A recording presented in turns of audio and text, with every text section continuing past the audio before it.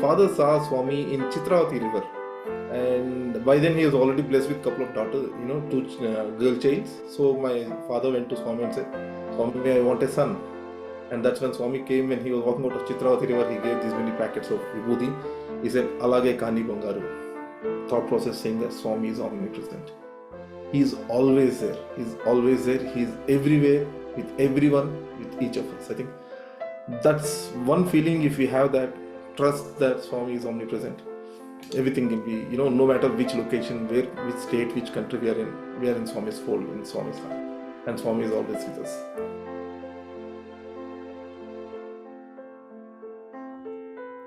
Sairam, dear listeners, welcome to Sai SOUL 100. Our guest today is Brother Sathya Sai Prasad Naidu Kinthali, who is joining us from Springfield, Virginia. He and his family attends the Sri Sathya Sai Center of Fairfax. Sairam, Brother Sathya, welcome to Sai SOUL 100. Sairam, sister, thank you for the opportunity. My humble pranam to the lotus feet of Bhagavan Sri Sathya Sai Baba for giving me this opportunity. It's been just a 1 year, full with the Fairfax Sai Center, and I really was blessed. So I'll just start the journey how I was born. My father was initially, olden days, when he was traveling in a train for the first time, he met Anil Kumar. We all know Professor Anil Kumar, and Anil Kumar and my father, and there is another person who, three of them were traveling, because all three were government professors and lecturers.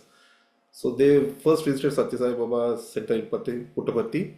And my father saw Swami in Chitravati river, and by then he was already blessed with a couple of daughters, two girl childs. So my father went to Swami and said, Swami, I want a son. And that's when Swami came. When he was walking out of Chitravati river, he gave these many packets of vibhuti. He said, Alage Kani Bangaru. And he moved on. That was the first interaction my father had with Swami. And then my father came back home after the holidays, and then I was born. That's how my name came as Sathya Sai Prasad. Prasad means in our Telugu language, which is Prasadam, we all know. So Sathya Sai Prasad, that's how my name came in. And Naidu was the initial. And after I was born, at the age of 3 to 5 years, my father took me directly and joined me in the fold of Sathya Sai Gurukulam, which is Swami's institution in Rajahmundry, which is, another 1,000 kilometers away from Swami's institution. I was there till 7th class. I got the opportunity to see Swami only once for the first time, by the time I reached 13 years, and it was a fantastic experience. Till then, I used to be quite negative and a naughty child in the school, but then first time when Swami came, we got the opportunity to sit right next to him during the bhajan and sit with him and eat with him in the hostel. That was a different experience. That changed my thought process. But unfortunately, at the age of 8 years, I had to go back to my hometown and study my college and everything. But for my BSc Bioscience, again, I was lucky enough to come back to Swami's fold. Again, I got admission into Puttaparthi campus. So I did my BSc Bioscience for a period of 3 years.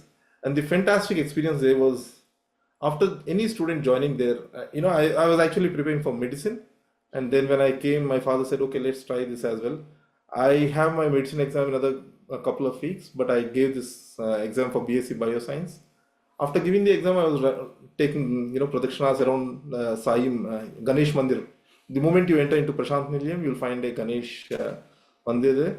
So I was taking 108 pradakshinas and trying to pray to Swami, saying, Swami, please, whatever is good for me, just do it.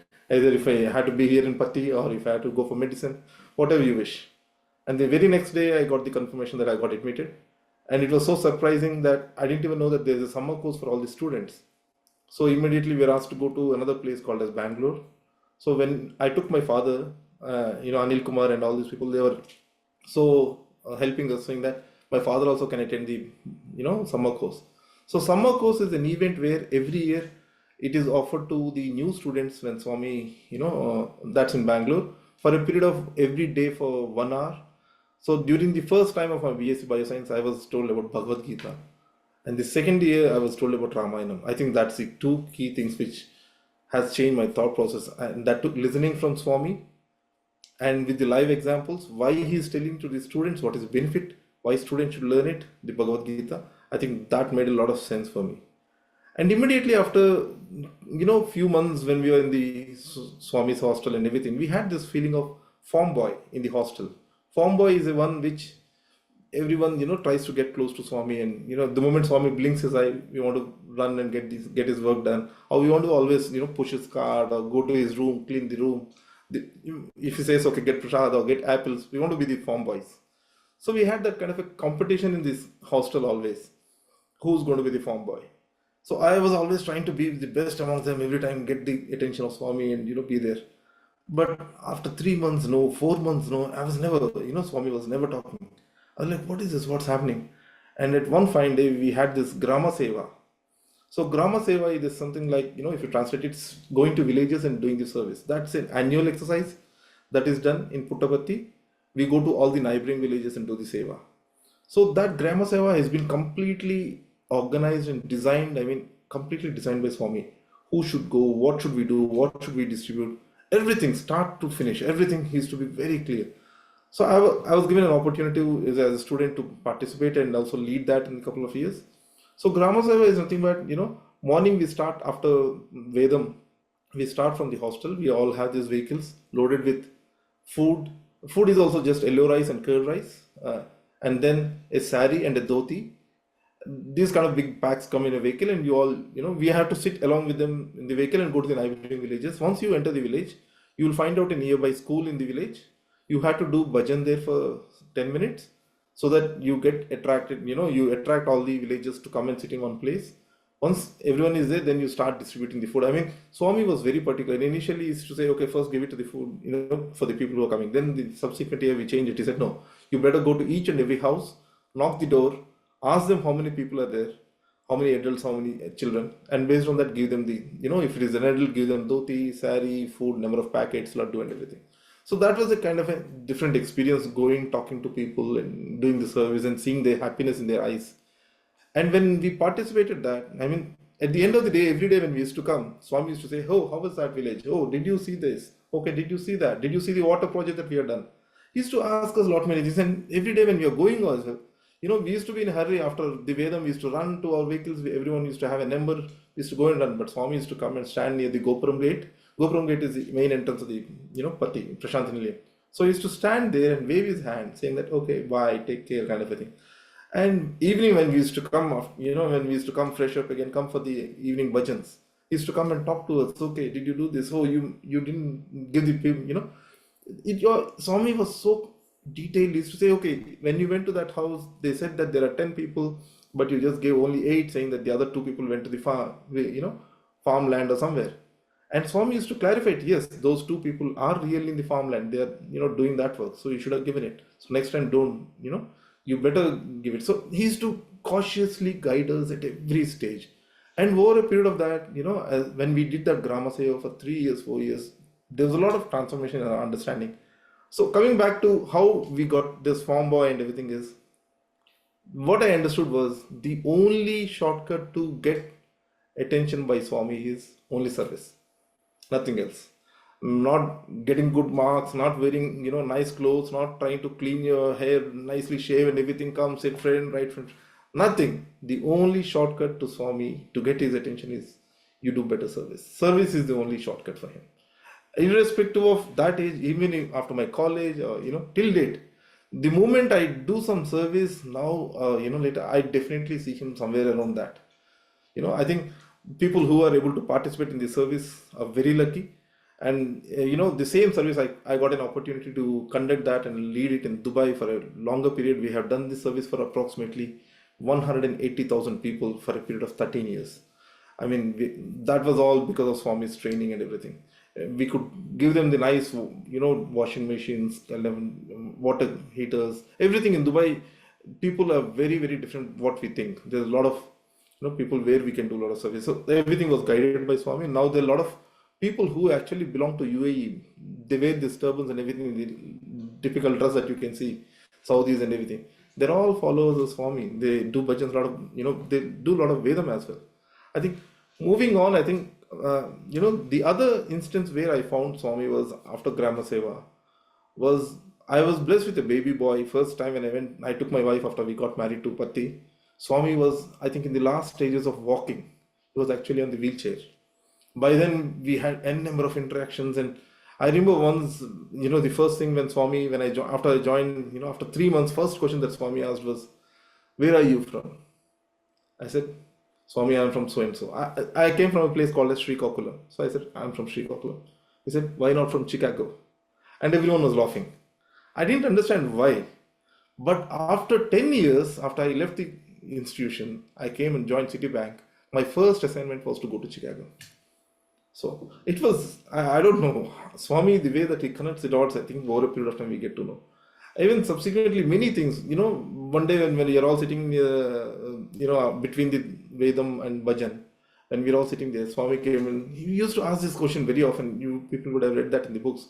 He used to ask the same question, where are you from? So people used to say, I'm from Bangalore, I'm from Hyderabad, where are you from? Where are you from?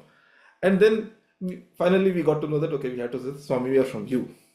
So, and we didn't understand the meaning of that. But just to please Swami, we used to say, where are you from? Oh, Swami, we are from you. We are from you. We thought that Swami was taking it happily. No, there is a lot of meaning why, Swami asks that question again and again and again. Where are you from? So, just saying, okay, we are from you, Swami, we are from you, without understanding the underlying meaning was actually, didn't make a lot of sense as long as we were college. But the moment I stepped out of my college, I really understood what that meaning was. I think everyone who is in Swami's fold, if you are able to see God in others, if you're able to see Swami in others, I think that's when the transformation starts. That's just the first step. Before, we all think that, okay, sitting under a tree, lot many students between Bhajan and, before Bhajan and, Vedam, we all used to sit quiet and say, oh, I'm doing meditation. And now Swami was very clear. You don't need to just sit quiet and close your eyes and say that you're doing meditation. Whatever you're doing, do it with full attention. That itself is a meditation. And if you offer it to Swami, I take everything and anything. You're going to office, you're sending mails, just think that, okay, I'm offering this to Swami. You're doing something else, okay, do this office work, okay, this is Swami. You're doing any service, offer it to Swami. I'm ready to take anything. If the more you do service, the more you walk towards me, the more I can walk to you. I think that is the, one thing which we all understood, that you don't need to be in Puttaparthi only to do everything. You can be anywhere in the globe. But whatever you do, you just offer it to Swami. Whomsoever you meet, you find God in them. I think that's when you will start looking at a different angle. Over a period of time, you will see the positive energy flowing everywhere. Which you can be the seed for the positive energy within the organization, but you can start seeing that over a period of time. So in my organization, the way it worked was we had an employee of 6,000 people in my organization, in my bank. Initially, for first 6 months, lot many senior management didn't know. But one day when there was some kind of corporate meeting, that's when I also didn't know. I used to just talk to everyone and anyone with a smile, to the office boys, to the CEO, everyone. And during that meeting, when they called out my name, everyone was clapping loud. And that is when I understood, oh, this is the impact that was made just because of talking lovingly and, smilingly with everyone without, differentiating whose CEO is, whose office boy. I think that over a period of time, people could understand. Yeah, if there is a problem, let's go to Sathya, he can solve it, irrespective of what kind of. So I think all this is because of Swami's teachings. And the other incident which I want to tell is, as I said, I took my wife for the first time to Puttaparthi, and Swami was in the last stages of walking and giving darshan. He came in a car. He directly came from his mandir and directly to my wife and gave a flower. He just threw a flower on my wife. And my wife, for the first time, she came there. My life partner, she has visited Puttaparthi for the first time in her life. She hasn't seen Swami. Swami came first and she threw a flower. My wife caught it. And then Swami went into mandir. That's it. And when ladies came from the lady side, gents came from the gent side, we met near Ganesh, again, Ganesh gate, and we spoke. And that's when we got to know that my wife is she is having a baby. Like, oh my God, that's Swami's blessing. So we named him Sai Charan. The second boy, it so happened that Swami's physical presence was not there, but his omnipresence is always there. So the reason why I say omnipresence is, it's so connected to me. My second boy was 8 months old. He actually had a very, very challenging life situation. He was on 80% on the ventilator and 20% on the heart. And he was 8 months old. And that was in India, in one of the best hospitals. The best doctors were looking at him, but nothing was working out. And the doctors are coming and saying, oh, you need to sign this paper, sign that paper. I was like, what's going to happen? What's going to happen? He's just 8 months. And then all of a sudden, it has been 3 days, we are going through tough time. I was not even allowed to get into the ICU. I was just looking through the glasses, and the small baby of 8 months is there. And then there's a person who walks in at night, 2 o'clock, sits right next to my son, and he spends literally 4 5 hours just looking at the reports, looking at the baby, testing that. And then he comes out, he says, "Who's the father of the boy?" I said, "Me." Instead of saying me, I was just looking at him. I was saying, "I've seen you somewhere. I've seen you somewhere. I think I know you." And this person also saying, "Oh, I think I also know you. I've seen you somewhere." And we kept aside what is need to be discussed at that moment, and we are trying to connect the dots. Where did we see? And we couldn't realize. Then the doctor started telling, "Okay, this boy's condition is like this, and I'm going to take care." And he came at night 2 o'clock, and morning 4:30 he came out to me, tell me, and then again he went inside. That's it. Again, next day morning 10 o'clock he came. He said the 80% which used to be on ventilator is now completely on the boy's heart. So 100% we removed the ventilator now. And morning 10 o'clock. I'm like, thank God. And that was a life-changing situation. I was like, okay, how did this happen? This guy is not a doctor in the hospital. He was a visiting professor. And, I asked the other people what kind of a doctor he is, and everyone was saying good about him. And then, thankfully, when everything turned out very well, after 3 days, everything came back to normalcy. I was meeting this boy very often, this doctor. And then we could realize that he was the only student in my 10th classmate. These days we have all WhatsApps, we have alumni everywhere connected. He's the only boy who's not connected to any of our classmates. He's not in any of our groups. He just came on that day. He was there for 3 days. And again, after that, he was never connected with anyone. I checked with all my classmates, guys, have you seen him? Do you know whereabouts? This, I tried to connect to him just to say thank you. No contacts of him. That was a surprise. I even checked with the hospital doctors. Okay, I want the contact details. They said, "No, sir, we don't have anything. He just came. I don't know how he came as well, but we all know that he's a doctor." So that's a kind of a situation for me. I mean, that's one thing which actually happened just before 6 years. And that changed my thought process, saying that Swami is omnipresent. He's always there. He's always there. He's everywhere with everyone, with each of us. I think that's one feeling. If we have that trust that Swami is omnipresent, everything can be, no matter which location, which state, which country we are in Swami's fold, in Swami's heart. And Swami is always with us. Thank you so much, Sairam. Sairam, Brother Sathya, thank you for taking the time to share your powerful story, starting from your father connecting with Swami and then asking for a son, and for Swami to bless your family with a son and naming you Sathya Sai Prasad, and truly a Prasad for your parents.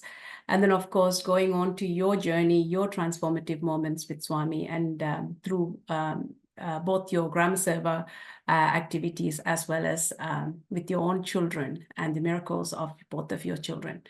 So thank you for being here at Sai Soul 100 and for sharing your story. Sairam, dear listeners, thank you for listening to Sai Soul 100 with Brother Sathya Sai Prasad Naidu Kinthali. I am Prabha Swaminathan. Until next time, Jai Sairam.